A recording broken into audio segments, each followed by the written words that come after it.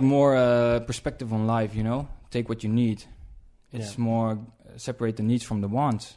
And I don't, maybe I want the car, but I don't need it now. Well, so in the end, don't go for it, You just need the opportunity to improve. To skate. There's all the priority. Keep the priorities on the ice track. That's important. Yeah.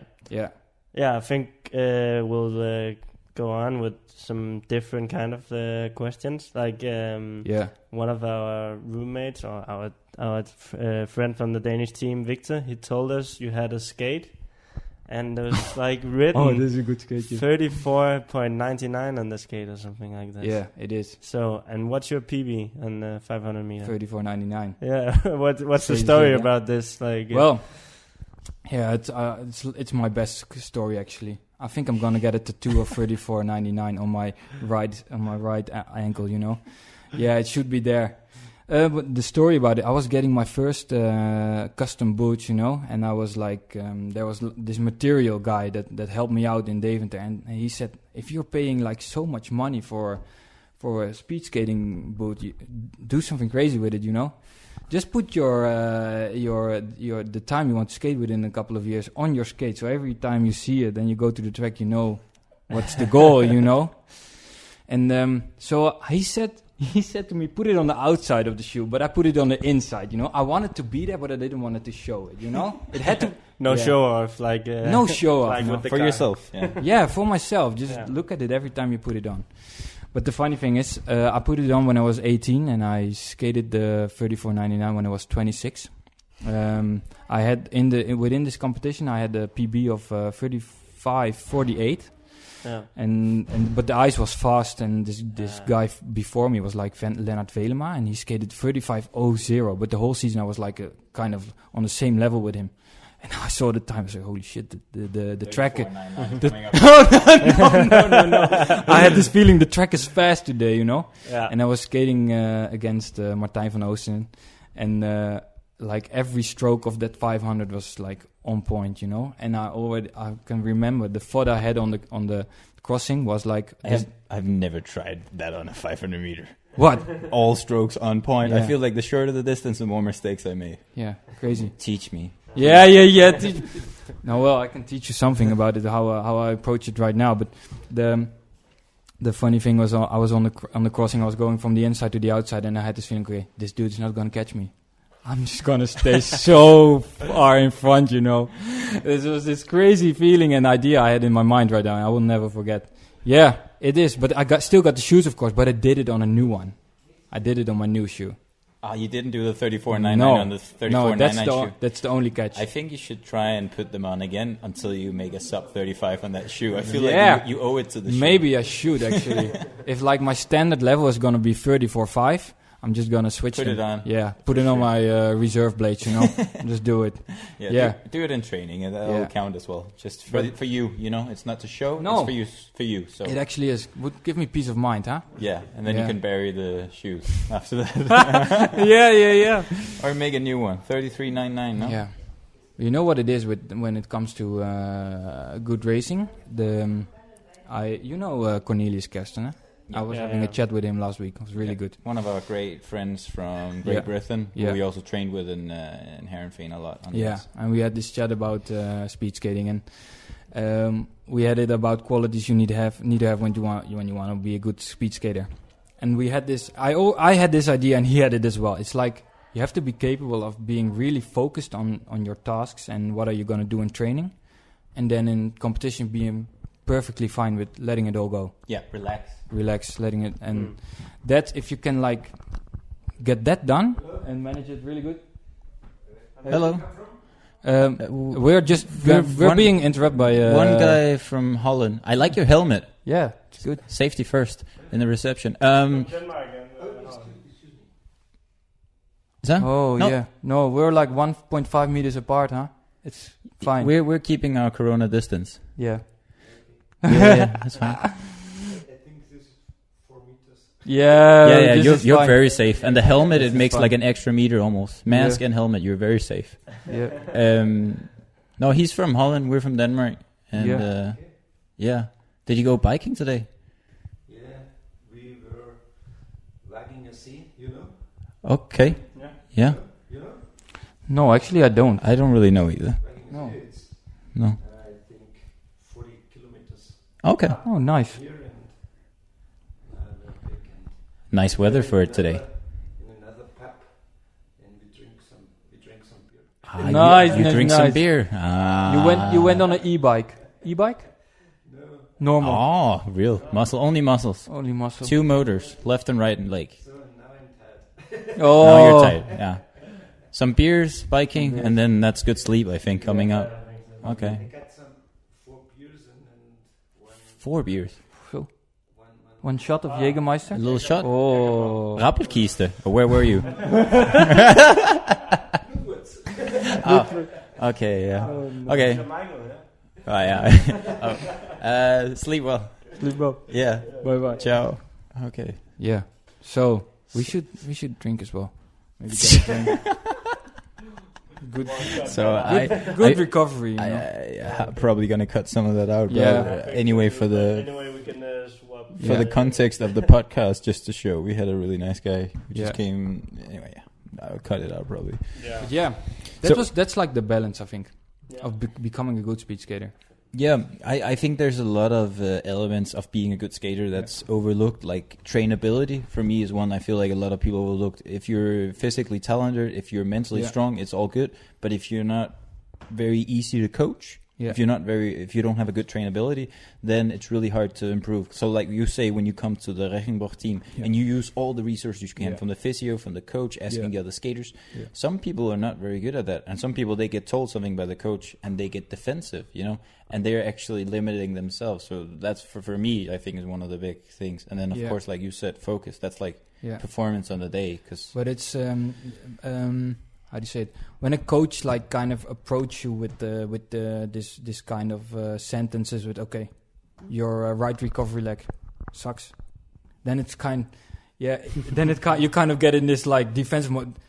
Dude, no, it's perfectly fine, I'm skating 108.6. What's wrong with it, But I think it's like the capability of a good coach that's capable of just telling you, okay, dude, it's like going like this. Look at Kjeld in this kind of situation. He's doing it like this. Probably you're gonna get a lot more recovery into it, get better blood flow into your leg, and try it out.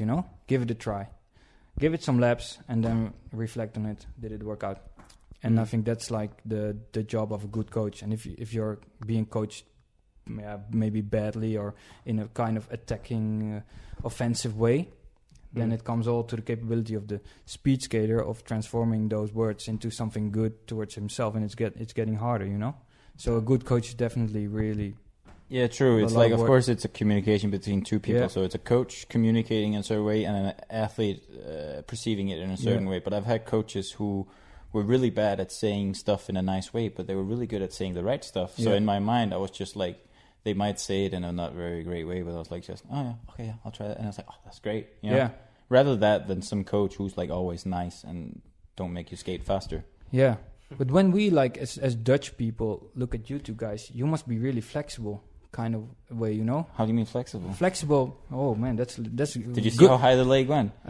Probably Ireen would say your range of motion like, really good. Just think about your lordosis. Yoga. Our mom's a yoga teacher. Yeah. Oh really? Yeah, for real. Should get some classes. But